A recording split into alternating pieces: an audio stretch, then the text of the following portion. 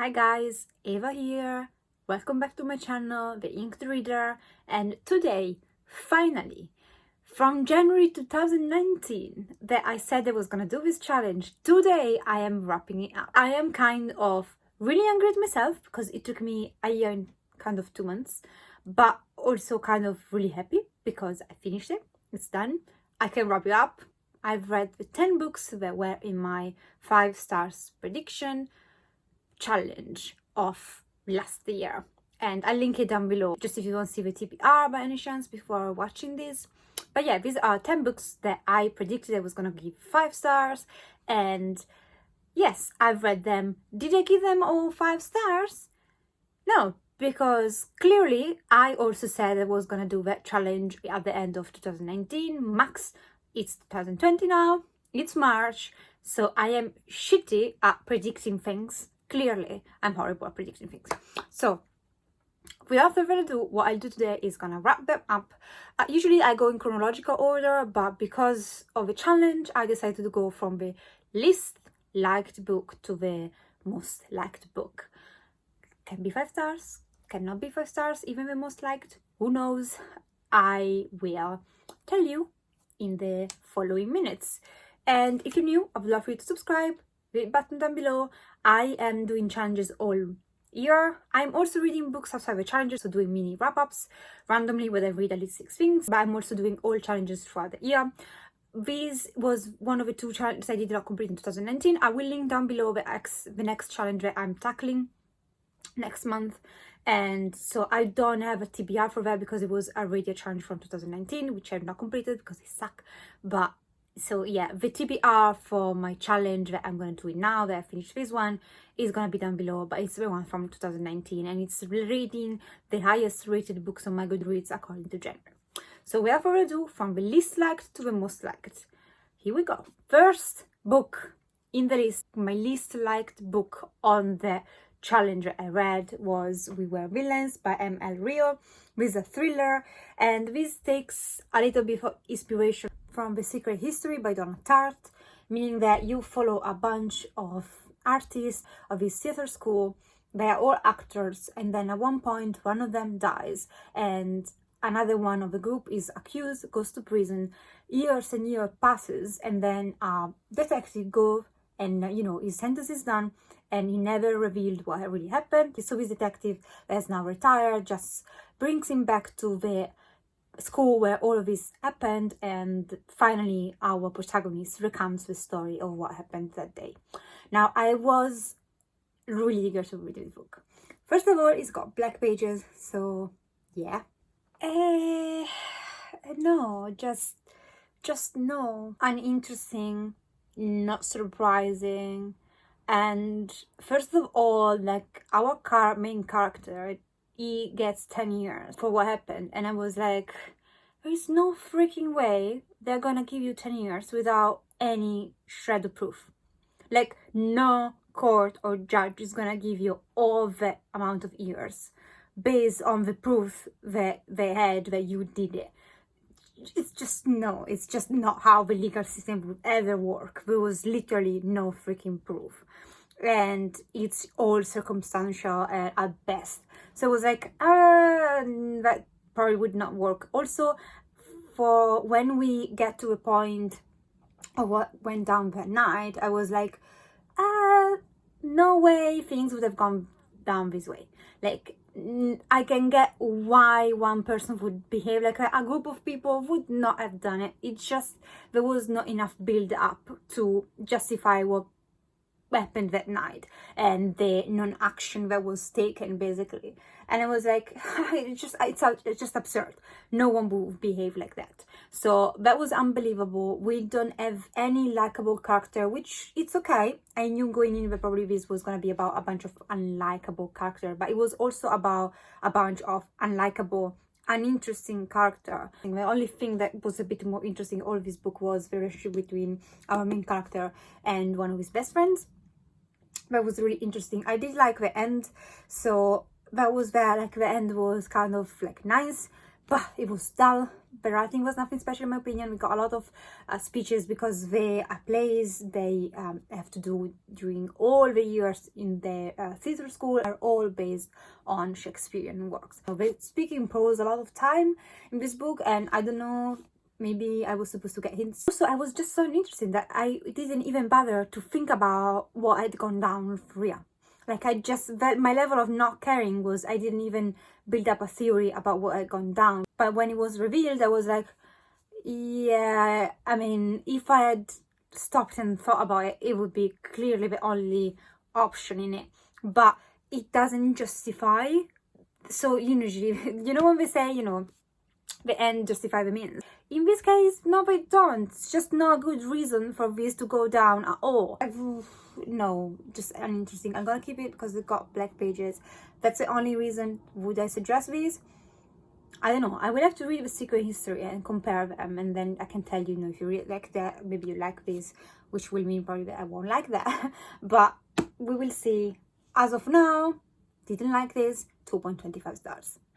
Then we got The Kiss of Deception by Mary E. Pearson, and this is a YA fantasy where we got a princess. She's destined to marry the prince from another kingdom to put the two kingdoms at peace and avoid the war. And instead, she is not happy with it. She flees her wedding. She goes in the countryside with her handmaiden, and she kind of starts to build a life for herself in there. What happens that the prince that she was supposed to marry kind of goes after her to find out why she fled and what's going on. And also we got an assassin coming from another kingdom that is trying to invade, basically, who's sent to kill her and make kind of the invasion run more smoothly. No idea. The whole thing about behind this book was that you don't know throughout the story who's the assassin, who's the prince, because you get their first names, but you don't know who's who. And first of all, if you didn't guess who was the assassin and who was the prince, you're a moron, or you're 10 years old. Those are the just two cases that you cannot have guessed who was who, because it was clearly obvious who was who. The author at the beginning, she makes it so obvious to try to confuse you that it's like, this is too much evidence, like, so it has to be the contrary, and it is the contrary at the end. So down there, like from the first chapters where she really kind of confuses you from the way they behave, they say, oh, this is that, which is clearly, like, I was like, no, that's a joke, it cannot be like that. And I was right. It wasn't like that. It was the contrary, which made a lot of sense. And then we got a lot of hints. So it's clear from the first chapters, apart from, you know, the confusion that she puts in there, but it's clear from basically probably like this chunk of the book who's who. Speaking about 10 years old, this book is for you. It's not for grown-ups. Sorry, this is my belief. Like, I've read many fantasy. I've read thousands of fantasy in my life, and I am kind of sick of this kind of YA fantasy. It's just not for me anymore. I am too old, so take that a pinch of salt, meaning that I did not like this book because I'm too old for that, and I've read too many fantasy to appreciate a story bland and simple and honestly not well crafted or not peculiar at all like this. I have the potential to be something cool, but it was just boring, to be honest. That's another one, as I mentioned before, that I was gonna DNF if it wasn't for this. I gave this 2.5 stars. I still did like a few elements. One of the two guys, I think he's pretty cool at the end of the day, just in a YA sense, but it's cool. So it is the reason for a 0.5, to be honest. But all the rest, we got a love triangle clearly, and it's just poorly done. Like, it doesn't need to be in there. Like, the decisions these characters make throughout the book make no fucking sense. I was like, you would not be alive at all if I was real life, or like, doesn't matter in which world, like which parallel universe, with the decision you're making and the way you're behaving, you would not be alive still, and you clearly would deserve to die, because they make fucking stupid decisions throughout all the book. We don't have any specific good character. We got really, again, cardboard characters for the most part. The writing was okay. Now, I do appreciate one sense that books like these, read at the young age of 10 to 13, might get the people into a genre. Probably when I was 11, I would have loved this book, which is good because they make people fall in love with the genre, and then from there we will go on and read more well-crafted things. However, I do believe that if this is for young audience, it doesn't mean that it has to be just meh. It can be awesome. Like, look at Harry Potter. Harry Potter is a children's book, but it's so freaking awesome. So, at the end of the day, 2.5 stars. Did not like this. Nothing really much happens throughout all the book. Like, zero. It's all based about this kind of love triangle, which, again, not that interesting, doesn't make really sense. Last thing I noticed that when things happen, which you might even be, if done correctly, interesting, they're woven in the story so wrongly and so out of place and randomly that you just don't care. And that's a pity, because they had the potential, those things, to actually make for a good story. I think they were just not done well. Sorry. That's my opinion. Will I continue on?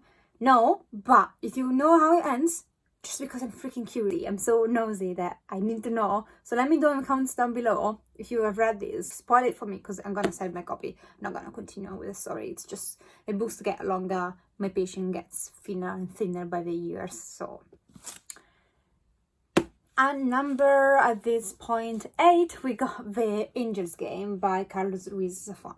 Now, if you've seen my videos for a while, you know this is a huge disappointment, because Carlos Ruiz Zafón wrote one of my ultimate favorite books, which is The Shadowy Wind. That's in my top 5 books of all time, probably. So, going to this, which is a prequel, I had, it's fair to say, great expectations. And they were not met.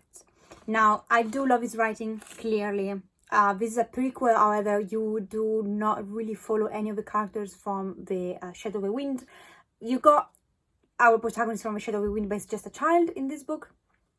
And is just slightly part of the plot, but not really. You follow this writer who basically is diagnosed with a terminal illness in his 20s, is really young, and then basically the gist of the story is that he agrees with a man to write a book about religion, and in exchange for that, this man, mysterious man, will basically save his life, and our protagonist can live forever. And it's all about him finding out who this guy is, fighting this book, like love story in it, and there is a bit of mystery.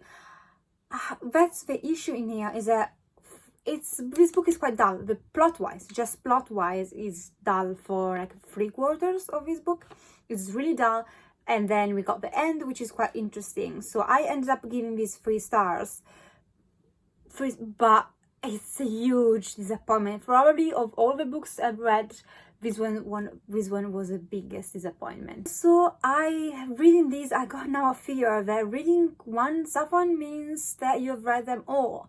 And then I noticed between these and The Shadowy Wind and Marina, the other book I read by him, that they have really similar structures and really similar characters in it, and then the way the plot develop is pretty much kind of the same. So we get these characters that have nothing to do with the bigger picture gets involved, and we got a lot of them chasing a story and them finding people that tell them a story. So this book is more told than you go through with them. At least this one's for the half of it, if not more, and then things happen. But that's something that I've noticed. And in The Shadowy Wind, because the mystery and the story that was being told to us was so interesting, I did not mind. However, read 1, read 2, read 3, it just didn't live up. And I think there are a lot of reasons why The Shadowy Wind is really famous and the other books are not. I will continue with the quartet of books for sure. I want to read them all, but as of now, I got the hint that The Shadowy Wind is like once in a lifetime kind of thing. But I love his writing anyway. I love his writing so much that once, you know, now and then I will probably keep reading him, read all of his put out and see if he's done something, because it's a 3 star, so it's not like I hated it. I just was expecting so much and it didn't deliver, because it was a kind of dull, and I did not really care about like this guy life. It was just not interesting. The only interesting part was the mystery, but it was all woven into his daily life and his struggles and like love thing, and it was just kind of not really interesting for me. But and was good. And I think in the next one, which is a sequel to both Fizz and The Shadow of the Wind, we follow characters from both books, kind of getting to a conclusion of what's going on here, because we are left with a lot of open questions at the end of this. So that will be interesting. I could predict that I will like the next book in the series more than I like this one. Clearly I'm a prediction, but again, we will see. And number 7, we got Dreams of Gods and Monsters by Laini Taylor. This is the third and final book in the A Daughter of Smoke and Bone trilogy, which is what I consider a urban fantasy, but it's a fantasy for other people. I'm the only one probably questioning the fantasy aspect, but yes, this is an urban fantasy where we got our protagonist in the first book, Karou. Karou, she collects teeth for this demon, and basically the way it works that people buy wishes through his teeth, and she's just basically a freelancer working for this demon. And then one day angel come, and there is this ancient war between angels and demons, and of course Karou and an angel see each other and they fall in love. I was expecting big things from the conclusion, and I did get things. I'm just not so sure about how great they were. Jokes aside, the first 400 pages of this chunk of a book were slow. The pace was all over the place. We also get a lot of more perspectives than we did in the previous books, which meant that at the end of the day we didn't spend much time with Karou. And then there's the conclusion happening, or so you think. And then a big, huge thing is thrown in the mix, and that thing is quickly and painfully resolved. And I don't know why this did not match my expectations, but it just didn't. Say that, do not get me wrong, I like the book overall. I love the writing, she's really skilled. I like her style of writing. I also love their characters. I mean, Akiva and Karou are commitment goals. Susanna and Mick are the best, and I still had an emotional attachment. I was still happy to see this ending the way it did. I just thought it didn't completely satisfy me. I gave it 3.75 stars, which is not bad at all. I think I rated the first 2 books slightly higher. It kind of left an okay, but not awesome, amazing end, which was, I honestly was expecting that. Number 6, we got American Monsters by Derek Landy, another conclusion to a trilogy that I absolutely loved. And the first book, you follow Amber, and Amber, she is one day coming back home from school and their parents try to kill her. Why? I don't want to spoil anything, but this is Supernatural, the TV show version YA, with an awesome female protagonist as protagonist. Instead of Sam Dean, you got her, and then you got a car, and she is kind of, the car is evil but also awesome. And then we got the driver behind the wheel who's gonna get like his sidekick of Amber. And I loved the first book. It's 5 stars, was one of my favorite in 2018, I think, or 17. I think 18, maybe 17. Well, and I finished this trilogy. Was it 5 stars? No, this was a 4 stars for me, and I think the second book in the series was as well. However, I did prefer this than the second book, but not as much as the first one. In this book we got LGBT elements.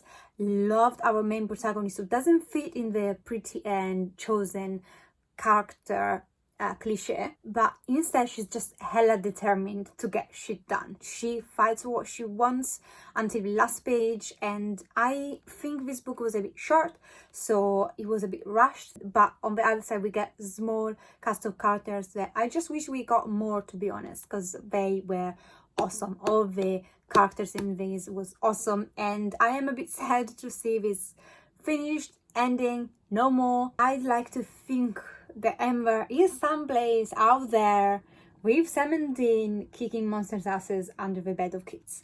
So that's how I want to remember this. I will probably reread this one day. It's one series that I would definitely suggest if you like a fun urban fantasy with a really cool main character and the pretty cool shit going on. Like, there are a lot of things that remind me so much of Supernatural, the TV show, and so many weird things. It's kind of a unique story. It's not a story that I've read before, I've read since then. As of now. And if you got suggestions to books similar to these, if you read these, I absolutely love to hear, because This was a 4-star, but again, I really enjoyed this overall, and we started to get higher up in the list and books that I honestly did enjoy. At number 5, we got God's Grave by Jay Kristoff. Yes, you've heard me right. This is number 5. This is a fantasy adult series where we got in the first book Mia Corvere. She is training to become an assassin to avenge her family after they met a brutal death. So bad guys killed her family, bad guys took power. Mia wants to take revenge. She goes to assassin school, and it's really I love the first book because basically she is at an assassin school where we follow actually her throughout the school. So lessons, it's like a Harry Potter version of assassin schools, but really cool and for adult with sex and violence in it, which is this one I did enjoy a little bit less than the first one. So it's tricky because I really enjoyed this one, but just not as much as I was expecting. I think there was some really cool moments, but a really predictable structure, which made it less enjoyable for me. So from the beginning, I knew where this was ending, and I was pretty much right. It did still surprise me a little bit in the end, but the structure of the plot in general was pretty clear and it followed that path. So I don't know why I was expecting something different, and I don't know why that thing kind of took the rating down, but it kind of did, because I did find this predictable in more than a couple of places, which was a kind of disappointment from Jay Kristoff. I don't know why, because I've read just a couple of things by him before, but yeah. Also, I do not like Mia other half. So her love interest, I don't like. I'm sorry, I was okay with the one in the first book. I was not okay with the one in this. The only reason is just honestly, I did not even remember the love interest in this book from the previous book, which is kind of indicates me on how little I cared, because I didn't remember all the other characters. This one, which is kind of an important one, just keep my mind, and I don't like the character, I don't like the personality, I don't like things that went down between them in here. I just do not, and I cannot spoil anything, but I wish she was with, like, I wish she went in the direction of the one who's got similar powers to hers. Let's just say that. I was rooting for them. I was expecting great things. I didn't get that, so that was disappointing. I expected more by Furion, the character in it. From him, I wanted so much more in itself, which we do not get. But I did like the end. Cool ending. I'm gonna miss this world when it's over. Also, a couple of sentences and a couple of scenes reminded me a lot of The Gladiator, which is one of my favorite movies ever.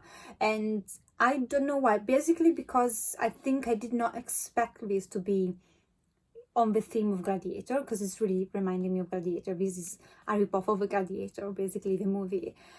Because I didn't know that, I was kind of like, it rubbed me the wrong way. The fact that it reminded me of one of my favorite movies so on, because I thought, this is just so freaking similar to that, and Jay Kristoff just took the idea from that. It might be not even right. It might be that Jay Kristoff doesn't even know what the Gladiator is. But I thought he saw the movie, he got the idea, and he kind of shaped all his story based on that movie and on that plot. And I don't know why I got this in my mind, but it kind of just rubbed me the wrong way. Despite that, I really enjoyed this book. Again, I'm not bashing it completely, I'm just saying why it's not 5 stars. Main character is really cool, the writing is awesome. Overall, it's a really solid fantasy, and just I'm picky. I'm a bitch when it comes down to the Gladiator and things like that. I get really sensitive, so don't take my opinion for granted, because everybody loves this book and I can see why. I did give this book 4.25 stars. I really enjoyed it, just it's not a 5 stars, and that's it. Number 4, we get The Name of the Wind by Patrick Rothfuss. And people were like, what? That's number 4? That's not even number 3 too? That's not number 1? No, it's not. Now, I love this edition because we get illustration throughout the book. Loved the book itself, like the design, and there is like one of the love interest, which is so beautiful in that I was like, I can see why you like her. I loved the drawings, and I think they add so much to the story. And don't get me wrong, I get why people love this. This is a high fantasy story. It's a trilogy, supposed to be. First two books are out. Third one probably is having laugh with George R. Martin, Patrick Rothfuss, and will probably never come out. You follow these men is kind of getting old, and like now he's the owner of his tavern, and then someone comes in, ask for his story, because apparently he's a really famous guy in the kingdom, and he recounts his story. And in this book you got his childhood kind of to like teenagehood, and then I think you got like young adult in the second book, and in the Never Seeing the Light of Day third book we get probably the adulthood. But anyway, not a 5 stars. It didn't come close to get 5 stars, although I did recognize that this is a complete book. This is a well crafted, well put together book. Like this, Patrick Rothfuss has got skills. You can see this book has been really researched, and then has been through a lot before being put out. You can see that the author really took his time to make an awesome, completed kind of book. So it's like, it's a high fantasy, and to write a high fantasy it takes a lot of skills, and the author has them.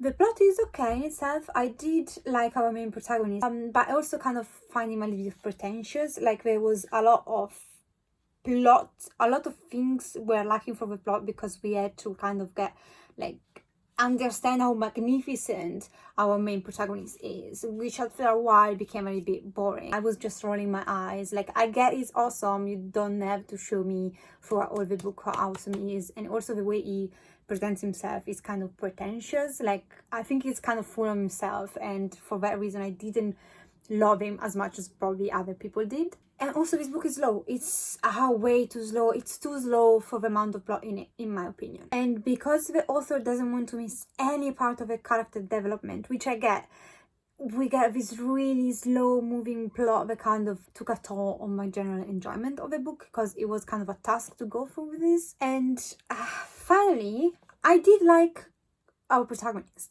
and although he was full of himself, I really liked seeing him grow. I liked his character development, I guess, like not necessarily for the best, but I also think that this book was kind of mild. Like the magic was mild magic. The monster, if you can even call that mild monster, was not really a scary, huge, shocking monster. The love interest was really slow moving, which I get because, you know, it's still a child, but it was everything in quiet and mild tones. And I just like my fantasy to be more brutal, more fleshy, more full of things happening. And I do not mind big books. I do not even mind characters driven stories. I just think it has to be a good balance between plot and characters, especially in fantasy. But in this case we got, like, I don't think it was justified the slowness of the book for the amount of plot that we get. Yeah, and I gave this 4.5 stars for I will get my hands on the second book. I'm waiting for it to get out with the illustrated edition as well, hopefully before I die. But yeah, that's the plan. Number 3, we have The Book Thief by Mark Suzak. Now, before you start, this is number 3, but this is the first 5 stars. So these books, from now on, they all got 5 stars. And this is a historical fiction on basically this girl that is adopted by a German family during Nazi German. And she grows up in this street. And it's really not about, Jewish people, and it's not all about like, the atrocities fleshed out as other books or movies do. It's a more quiet one, and you follow this girl like living this street and other people living the same street and her adoptive family and what happens to them. And it's a quiet, beautifully written, simple and yet really powerful story, and that's why I got 5 stars. If you know me, which you probably don't, because well, you probably don't, but I don't really like World War II fiction. Tried to read a few so far, never liked any of them.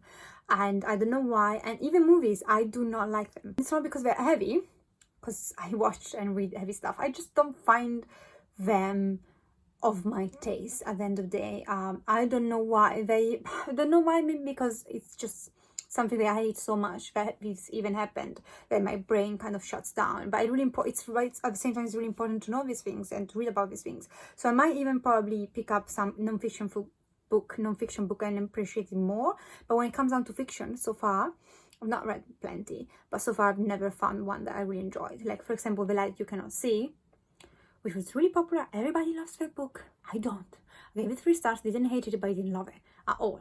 I don't know why. I was really scared when I got into this one, because it was like, people are gonna really hate me, they're gonna stalk me and murder me in my sleep if I don't write this book. But I did. 5 stars, so chill, basically. So yeah, to begin with, the fact that I put this in my 5 stars prediction was a long shot, but I guess I was lucky for once. But to be fair, I think this book also jumped the extra mile and totally deserved 5 stars.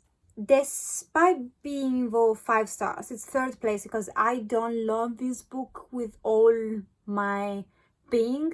It's not gonna be in my favorite books ever list, probably, but it's out of respect, and he did something that other books on the same topic didn't. I like the fact that this author shows us Nazi German, and he shows us the life of apparently Nazi German people, common people, and how he shows us how resistance, it doesn't always have to be out there heroic to be still so brave and powerful.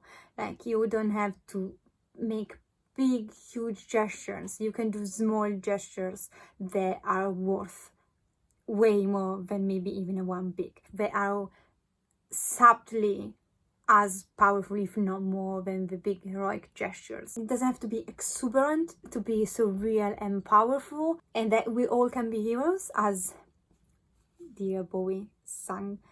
And this book is that. That book is exactly what I would say that song and that line in that song represented. We can all be heroes, and I love this book for that. This is a book about books, and it's a book about how words can have so much power, and they can be mean and can then be used to wage war against a whole race. But they are also the means to save us all. I've started this book because although the words in these were not absolutely perfect, they were good enough for me to make me love this book, so they didn't have to be exuberant to hit me in the chest. Number 2, Empire of Storms by Sarah J. Maas. Epic fantasy, young adult, new adult at least, series. This is book number 5. Not gonna spoil it. The first book, you follow an assassin, Selena Sardothian. She is captured, sent to the mines, and then she is brought in front of the king, and basically they say to her, you can compete to become the king assassin, or you can just die miserably in the mines. And, well, you can guess what she does. You've heard about this. Everybody on BookTube has. If not, well, you heard about this. 5 stars. This, I don't want to spoil my wrap-up for my next challenge, because that's the sequel to this and the last book in the series, the only book that I've already read from that challenge in 2019. So I finished the old series. This is book number 5, and then we got 6, which is the final one. This is my 5-star book. This comes 2nd place to book number 3, which is my favorite one so far. This comes close by, and then we got the others. I really enjoyed this one. First of all, ouch, my heart. Second thing, technically probably this would not deserve a 5 stars. However, and the reason being that this is really slow in some parts, especially at the beginning, and we get this kind of thing that author does, that everybody has to be paired with somebody, and that everybody has to be absolutely 100% beautiful, which statistically speaking, it's not likely that everybody on this world is beautiful. Like, what's wrong with common people? So everybody is beautiful, everybody gets paired up. So that's our flow. There are flows that I can recognize. I still enjoy reading about beautiful people getting together, because, you know, it's a book, and if it doesn't happen in every book, where does it? So I really enjoyed that, but I can recognize a guilty pleasure in that technically is not necessarily good writing skills. Does it make sense? So this is a 5 stars because of the place it holds in my heart, not necessarily because it deserves, technically speaking, 5 stars. So there, this was epic. I love Selena, I love Rowan, don't care what people others say. I'm on board with this ship, and I don't care even if I'm gonna get seasick, because I cannot be on ships. A few moments later. Loved Manon, Selena, and Lysandra. I think they're a perfect trio. Epic battles, 2 epic battles in this, which I really enjoyed. And we got sexy scenes, enjoyed that ones as well. I also really got shook in the end. I was like, oh my god, I was really honestly upset. I loved it, but it was so freaking upsetting. So I kind of loved it and hated it at the same time, but I did respect what she did. Like, she shocked me. Again, 5 stars in my heart, but 2nd place in this list for enjoyment. And at number 1, please, drum roll, we got A Monster Call by Patrick Ness and illustrated by Siobhan Dawn. I think maybe she did the illustration and then someone passed away. I think she did. Like, so this book is illustrated, but it's like on dark tones, and then I think they add so much to the book. I probably would have loved this even without illustrations, but they just add so much. Watch the movie after this, cry like a freaking baby. And I cried while reading this book. I was a mess. And this book is about this boy. And this boy is going through a hard time. I don't want to spoil anything, but he's going through a really hard time. And this monster starts to appear to him. And the monster is telling him, I'm going to tell you 3 stories. And by the end of the 3rd story, you'll have a story to tell me. So he whisks this boy away during the night in this fantastic world where he tells him stories. And this book is one of the books that made me cry the most, I think, in the last few years. Now, it's not a mystery. Well, it might be for you because I've not spoken by other Patrick Ness books, but I do not like his writing particularly. I've not enjoyed any of the other books that I picked up by him. Even The Knife for Never Letting Go, which is a really popular series by him, did not like it, never continued on, sold my copy. I think his writing is too simplistic in some ways, and for an adult audience does not work. However, this is a middle grade, and the way it's simply written in this, for the story he has to tell, it's perfect. And in this, it demonstrated how you don't need fancy writing, you don't need much word to say what it needs to be said. So this book has none of embellishments that all the other books in this series have. Has no pretty words, no deep explanations behind things, no deep characters, studies, none of that. And yeah, it made me cry. I was a mess. Not to mention that the same thing when I was watching the movie. I was drinking juice and I had to stop because I was literally drinking my own tears while watching the movie. That was how bad I was crying. And despite we got these characters that are again cardboard characters and they embodies people that we know in real life, they don't feel like real people. But because this book is about pain, and pain doesn't matter how you feel it, pain at the end of the day is always pain, and there are part of it you can always relate to your situation.